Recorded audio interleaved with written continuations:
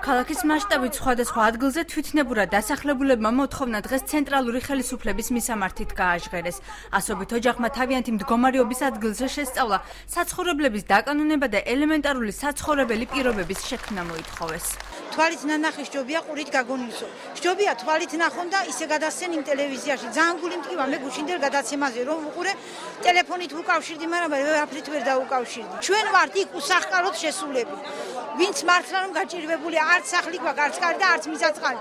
დღევანდელი აქციის მიზეზი, როგორც თავად ამბობენ საქართველოს ჯანდაცვის სამინისტროს სოციალური დეპარტამენტის ხელმძღვანელის მიერ გუშინ ერთ-ერთ ცენტრალურ არხზე გაკეთებული განცხადება გახდა, სადაც აღნიშნული იყო, რომ თვითნებურად ჩასახლებულთა უმრავლესობა საცხოვრებლებს ფლობს და ფიცრულები ძირითადად დაკეტილია. სიუჟეტი, რომელსაც ცენტრალურ ხელისუფლებაში გამოეხმაურდნენ, თვითნებურად ჩასახლებული მრავალშვილიანი ოჯახების ყოველდღიურობას შეეხებოდა. დამეღუპა ქმარი, 4 შვილი მყავს. ვითხოვ თავრობიდან დახმარებას. რა ვიცი და აბატონს დიდი უფროსი ბაღანე. რა ვიცი და მინდა თავშესაფარი.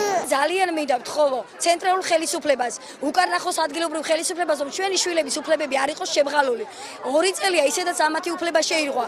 ამათ ბავშვობა დაეკარგა და საკმარისი ხომ არ არის, რომ დაესვას წერტილი. აქციაზე, რომელზეც როგორც 43 და 25 ბატალიონის, ისე ტბეთის ქუჩაზე ჩასახლებულები იყვნენ შეკრებილები, ამჯერადაც უფლებადამცველი თამაზ ბაკურიძე იმყოფებოდა.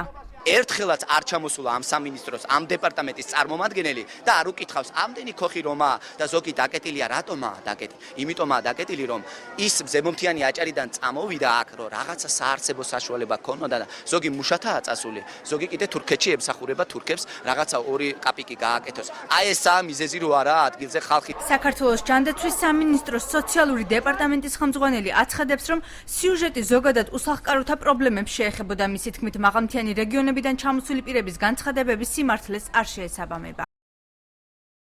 გუშინდელ სიუჟეტში იყო ზოგადად უსახკაროების პრობლემაზე ლაპარაკი და მე ვთქვი, რომ უსახკაროება არის გლობალური პრობლემა, კონკრეტულად ამ შემთხვევაში გარკვეული ნაწილი ჩამოსულია მაღალმთიანი აჭარიდან, უბრალოდ იმ მიზეზის გამო, რომ იქ დასაქმების საშუალება არ აქვს, ჩამოდის უფრო ქალაქისკენ, რომ დასაქმდეს.